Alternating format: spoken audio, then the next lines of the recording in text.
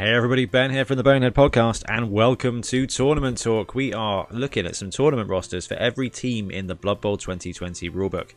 We are hoping the tournaments will reappear next year and that we can play in them safely. So ahead of that, we are looking at a variety of team rosters that you can take and that you also may face across the pitch.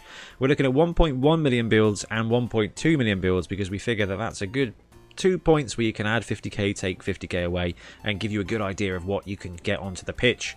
We're also going to look at some skills, but every tournament is different in TV and in skill packages, really. So we're just going to pick on some of the key ones that we think are going to be really important or some really good opportunities.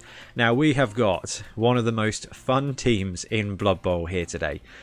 It might be the most fun team in Blood Bowl 2020. Underworld is a good challenge, but Snotlings, man, what a team. Just so much fun. Right, let's just jump straight into Snotling tournament rosters.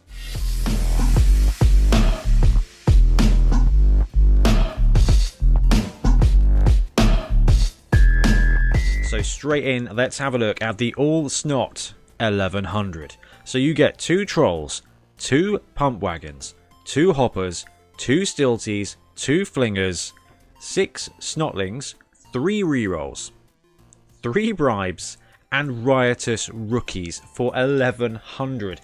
Now, I love the Snotling team. I love my Snotling team, and I cannot wait to start playing them in Resurrection tournaments, actually in League as well. But at 1100, you get everything. So let's do a quick player count. 1, 2, 3, 4, 5, 6, 7, 8, 9, 10. 16 players plus riotous rookies, which is going to give you 2d3 plus 1 players at the beginning of the game. So let's just say let's just say 4 extra Snotlings. So this roster has got 20 players. Normally you're like, that's not that interesting, except for these guys have the swarming special skill.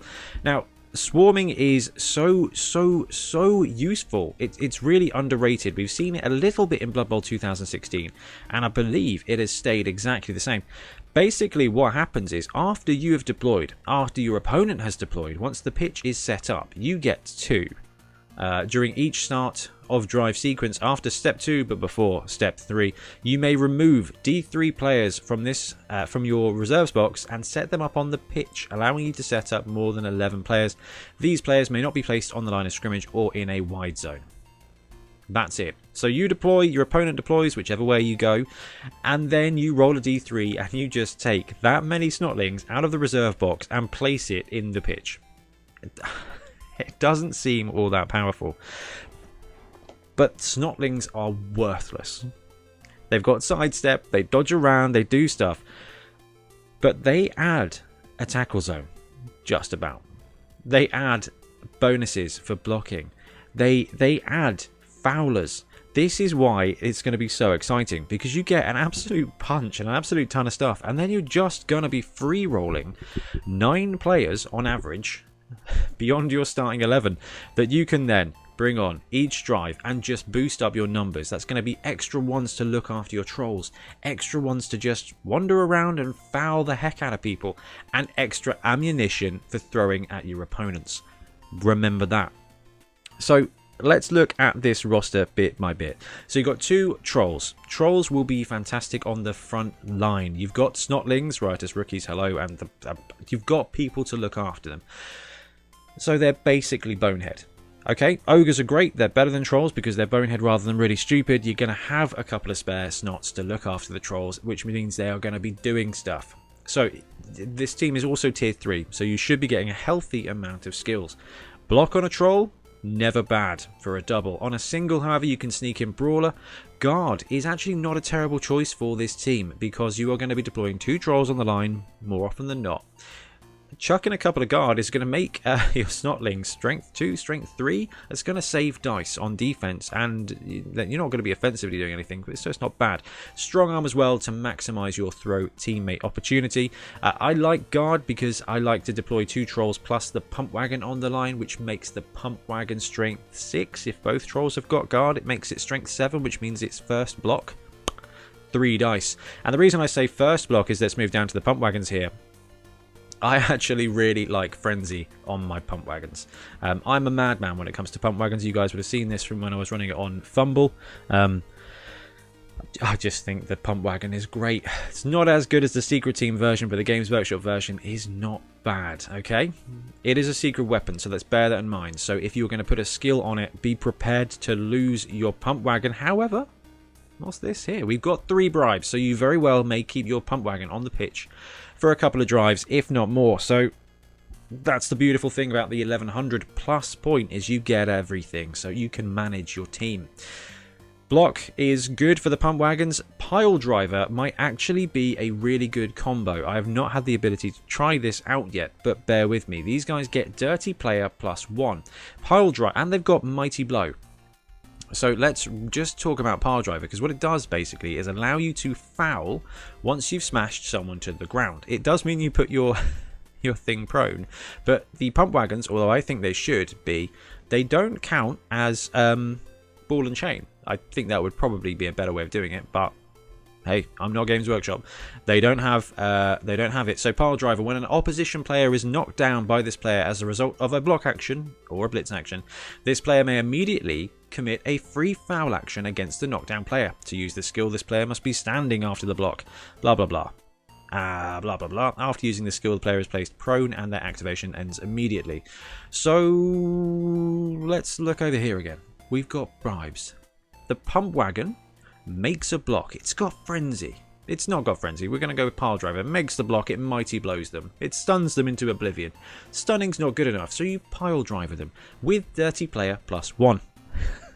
And you may even have a couple of cheeky spare Snotlings. And that is a free foul action, so you get a crack at it. Yeah, you have to put your pump wagon prone. Going to be fine, and then you can follow up with a couple of extra Snotlings and just go for another foul. So the pump wagon combo here with pile driver is going to be really tasty, because even if it gets sent off, it's got secret weapon. It was going to get sent off anyway, and it's got dirty player +1, so you get the benefit of doing that straight off the mat anyway. So I am a big fan of that combination. I cannot wait to see how it plays out. We got some more cool positionals here. The hoppers and the stilties are kind of interchangeable. So the hoppers bounce around. They've got pogo, leap, pogo, so they do have pogo stick, which means they're agility 3+, dodging around, no, leaping around on a 3+. So giving them sprint or sure feet will help their movement. So their movement 6, 1, 3+, 5+, 6+, dodge, pogo stick, right stuff, sidestep, stunty. So you can throw these guys and then they can leap about. They've got sidestep as well, which is going to help them. But with movement 6, giving them sprint makes them movement 7, 8, 9. So 9. So giving them movement skills is going to really just help with their speed, especially with pogo being 3+, and you've got rerolls on your team. You've got rerolls. You can do stuff. The stilties are pretty cool. So the stilties and the hoppers are kind of going to be your primary scorers. Stilties are slightly more reliable, although they don't have titchy. In fact, neither of these guys have titchy. So they are 3+ dodging around everywhere. So the stilty runners are movement 6 as well. 6, 1, 3+, 5+, 6+ dodge, right stuff, sidestep, sprint, and stunty. So these guys are already running around at speed 9. That's not bad for this team. You only really need to cage then a few squares up, and then your stilty absolutely runs for it. So giving it block on a double, giving it catch to catch the ball so that you go for a stretch play is just going to make it slightly more effective. But again, they are going to get blown up really, really, really, really, really, really quickly. So don't go getting too excited about putting loads of skills on your Snotlings, but I just think you're going to end up with a couple of heroic little guys, and that's something else I really can't wait to see what happens with League with the Snotlings, is because I think you're going to end up with a couple of infamous multiple touchdown scoring Snotlings. Right, have we got anything else on the team? Yes, we do. We've got 2 Flingers. Now, why are the Flingers good? The Flingers are half the price of a bribe, basically. They're 30k a piece.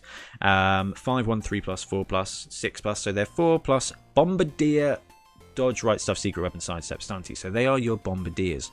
You've got 2 of them. You've got 3 bribes. Save the bribes. Okay, save the bribes for pump wagons. Save the bribes for when you decide to recklessly foul with a stilty or a troll or someone you need on there. You've got 2 Flingers. Just deploy one, when it gets sent off, don't worry about it. Just allow it. Save that bribe for the next one if you really want to. Flingers are great fun. They are suboptimal alpha foxtrot. They are suboptimal as much as you can be. So give them Hail Mary pass on a regular. That's just going to mean that you can artillery away. Now, bombs got slightly less good, but they are still way fun. And why not? Because for 60k, you get 2 guys. And if you've got a regular just kicking around, you can put Hail Mary pass on one of them. And I would probably put Hail Mary pass on both of them. And just add that carnage, because they are going to be in your end zone. You're going to have 2 trolls and a pump wagon on the pitch. And a bunch of Snotlings as well, you know. 12, 13 players on the pitch here. Maybe even 14. You're going to have a load of stuff. So that guy's just going to be free rolling every turn when you're not having to use it. He's just going to be chucking bombs down the pitch just to add the carnage. I think it's fantastic. Now, when you've got Snotlings, you've got some Snotlings, especially in this roster. Sneaky Git is fantastic. They can run, foul, run off again. I'm not sure you're going to need to use it. It seems like a bit of a waste of a skill, because actually you're going to have so many Snotlings that when you are fouling, you're done with that guy anyway. Could be useful. Dirty player on a double, though. Kind of create another positional here for Snotlings. 1, maybe 2 dirty player Snotlings is going to help you. You've got pump wagons. Pump wagons have dirty player +1. I would rather foul with a Snotling. Keep that strength 5 piece on for as long as possible. And then there is the absolute golden standard of Snotling play. Dauntless. So these guys are dodging around 2+ everywhere. Forever. So you can just run into a cage and just go for a Dauntless roll. Yeah, it's going to be like a 4+ or something to actually pull it off, but there's a 50-50 chance of that working. So Snotling runs in, boofs the guy, takes him down. Everybody is... the crowd goes wild. There's just an insane amount of... just you're uphill battling with Snotlings. But the great thing about uphill stuff is that it's spectacular when it works, and eventually it's going to work. So the more uphill stuff you try, the more successful it will be. Bad advice here, but good fun advice. That is your basic Snotling team. That is the low bar. That is the minimum. We haven't even got to stars. We haven't got anywhere. This is just vanilla Snotlings. And you get 20 dudes, a couple of bombers, some trains, some trolls, some leapers. It's just amazing fun. But let's see if we can't crank it up a bit. Or perhaps a lot. So these guys have the Badland Brawler? Badland? Booloo? No, Underworld Challenge. They've got Underworld Challenge. Which means that they can take Hackflem Shuttle Spike. So Hackflem is a machine. I have absolutely gushed over him a couple of times because he is amazing. He's a strength 3 gutter runner that comes with extra arms, extra heads, so he's dodging everywhere on a 1+ essentially, and he's picking up the ball and catching the ball on a 1+. He's also movement 9, just absolute score material. So the great thing about this roster is you get Hackflem, 2 trolls, 2 pump wagons, 2 hoppers, 2 stilties, 2 flingers, 4 Snotlings, 3 rerolls, riotous rookies as well. So you're keeping 1, 2, 3, 4, 5, 6, 7, 8, 9, 10, 14 players plus Hackflem for 15, and then you get 2d3 on top of that. So again, you're kind of hitting 18, 19, 20 players on that roster. So maximizing swarming, which is going to really help you with the trolls and things. The downside is you're missing these bribes here. So your flingers are gone anyway. We talked about that. Probably not worth wasting a bribe on a flinger anyway. But your pump wagons, you are going to have to use them carefully. Now, if you receive with this roster, you don't even need to deploy a pump wagon. You can just hold off. You've got more than enough players that you don't need to deploy the pump. You can just 2-troll it, a bunch of Snotlings, maybe a flinger, why not? And then Hackflem, score in 2 turns. Then you can bring on the pump wagon. Then you can bring on the second pump wagon when you are ready to, because by that point you've lost a couple of players, but you've still got enough that you can manage your own deployment. And quite frankly, I can see you going into the second half 1-0 up and just playing for defensive turnovers. Then you can deploy both your pump wagons, go max strength. You've got Hackflem in the backfield. He can just play deep safety and then steal the ball and win you the game. Win the game with a tier 3 team like Snotlings. And you don't even have to give up any of the fun of Snotlings. There is an alternative. You can drop a pump wagon, and a Snotling and still take 3 rerolls. But then what are you spending the reroll? Take 3 bribes, sorry. But then it's a tough one. You can drop a pump wagon, you can drop both the Flingers and take a bribe, maximising your pump wagons. But I like the idea of Hail Mary passing. It is suboptimal. That might be the best way to do it. But there's a lot of juggling you can do. But it's just adding salt and pepper to a phenomenal dish that is Hackflem at 1100. You ramp this up to 1150, 1200, 1250. You've solved your bribe problem. You've got everything you could ever want. Actually, I tell a lie. Now you've got everything you could want.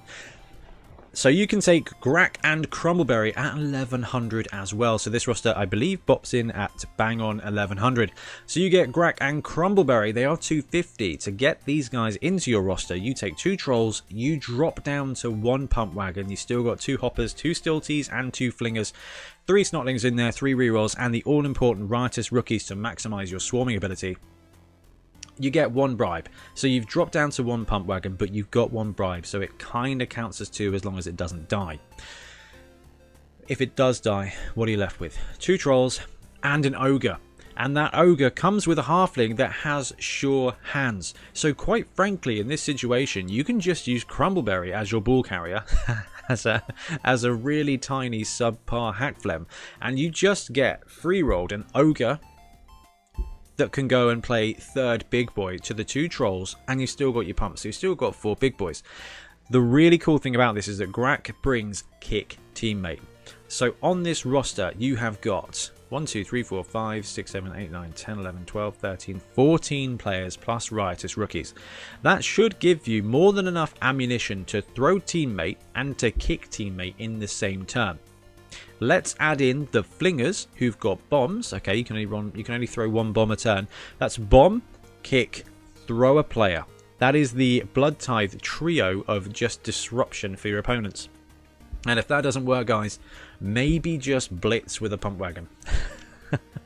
I have yet to see the cage that could survive that working. Alright. They're all risky. They are all super risky. But you open with the Hail Mary bomb. Maybe it takes out a corner of the cage. Then you kick a Snotling at the cage. Maybe that works. If that doesn't work, maybe you throw another Snotling at the cage. And then why not? You just blitz in with a pump wagon. And by this point, you've got Frenzy on the pump wagon perhaps. Or Pile Driver. So you can just go to town. This is going to be absolute carnage. And the most amazing thing about the Snotling team is I don't think your opponent is going to really know what to do. If you're in a tournament environment, there's a good chance your opponent is either new to Blood Bowl or expects standard tournament Blood Bowl, okay? Expects you to make good, solid decisions, to roll as few dice as possible, and to just make 1 optimal play a turn. Nah, not with the Snotlings. With Snotlings, you've got 14 guys on the pitch, and they're all stupid. They're all doing ridiculous things. Trolls, literally stupid. They might just be throwing things. The other guys are kicking things. They're throwing up bombs. They're running around, leaping, fouling, and just going to town on your opponent. I don't think they're going to win against dwarves that often. But it only takes a couple of these things to work. Because remember, throw teammate, kick teammate. They bounce around. They knock over everyone they touch. So you can destroy that cage with a very well-placed kicked Snotling. And if that Snotling dies, dude, you got like 7 free ones. It's great. It's all good.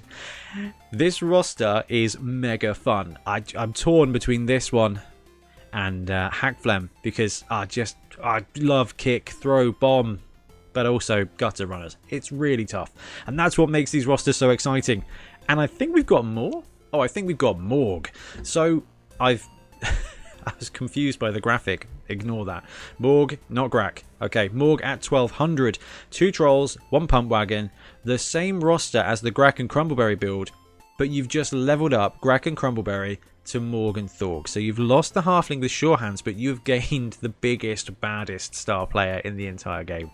Now it's Morg with 2 trolls, and you've got your pump wagon, you've got your bribe, and you've got a whole bunch of little guys. I think players have taken the Morg Snotling build before to tournaments and things. Probably not Snotlings, probably Snotlings back when they were Noblars, you know, before the schism happened. And it was great fun. Now you can do it, and you still got a whole bunch of great stuff to run as well. I don't need to sell you on Morg. I don't really need to sell you on Grack and Crumbleberry by now. But Morg, with this lot, It's going to be fun. And inspired by some comments that we've had on some of the other videos, specifically the ones involving the Black Gobbo, I figured I would actually be a good Ben this time and put together a fouling roster for you absolute dirty players and sneaky gits. Blood Bowl puns. Right, 1195 brings in the Foul Fest 1200. This is the Black Gobbo supported by 2 Trolls, 2 Pump Wagons, 2 Hoppers, 2 Stilties, 2 Flingers, 4 Snotlings, 3 rerolls, 1 bribe, and riotous rookies. So the Black Gobbo's special ability is that you can foul twice per turn as long as the Black Gobbo himself is also fouling. That is absolutely fine by me. So let's have a look at the Black Gobbo real quick. 6/2, 3+, 3+, 9+. This guy is hench for a goblin. Bombardier, Disturbing Presence, Dodge, Loner 3+. He's really on board with this team. Sidestep, Sneaky Git, Stab, and Stunty. So he's got Sneaky Git as well. So he can run around and stamp on things and do that foul action. If you don't want to use the foul action, he can Bombardier or he can go for a cheeky stab. So the Black Gobbo really is going to be leading the front here on breaking rules and stuff. But you've got a couple of Flingers that are going to be bombardiering as well, which is going to free up that Black Gobbo to go for that extra stamping attack. You've got the Pump Wagons here, so you can foul with Pump Wagon and with the Black Gobbo. And the great thing about this roster is between your Bombardier nonsense and the Trolls and the Pump Wagons, there is a ton of strength. There are going to be enemy on the ground. And maximizing the Pump Wagons with their Dirty Player or the Black Gobbo with Sneaky Git or just the sheer numbers of Snotlings that you're going to have around, this could bleed your opponent out really quickly. So this is 1200, and 1200 most teams are going to have 12 or 13 players. So you're going to need to remove 3 or more players. With a mixture of throwing stuff at them, blowing them up, stabbing and fouling, you can drop a team to 8 players relatively quickly. And when they've got 8 people and you've got 13 on the pitch, it starts to fold really quickly. The Foul Fest roster is the most likely to pitch clear, I think, of any of the Snotling rosters we've seen yet. And that just goes to show the versatility of what I proclaim to be the best team in Blood Bowl, or at least the most underrated team in Blood Bowl, because just look at these guys. They're fantastic. They're going to absolute cause some devastation on the floating cup of dreams on the Blood Bowl pitch, and the Black Gobbo is going to help enable them. Anyway guys, those are my top picks for tournament rosters for Snotlings. Please let me know in the comments below what you think, because I am super jazzed up for these. Hackflem's going to mean you can win more. The Black Goblin is just a different game. Grack is great, Morg is great. Quite frankly, the 1100 Snotling build was looking pretty tasty as well. You were going to execute your Snotling plan brilliantly. Grack or Hackflem for me. If I can find a way to fit them. You can't, because Grack is 2-star players. I was going to say the Grack-Flem build would be amazing, but can't be done. Anyway, I'm going to stop rambling and I'm going to go just dream about Snotlings. Thanks very much for watching. We'll be back with more Blood Bowl content very soon, and I will see you then.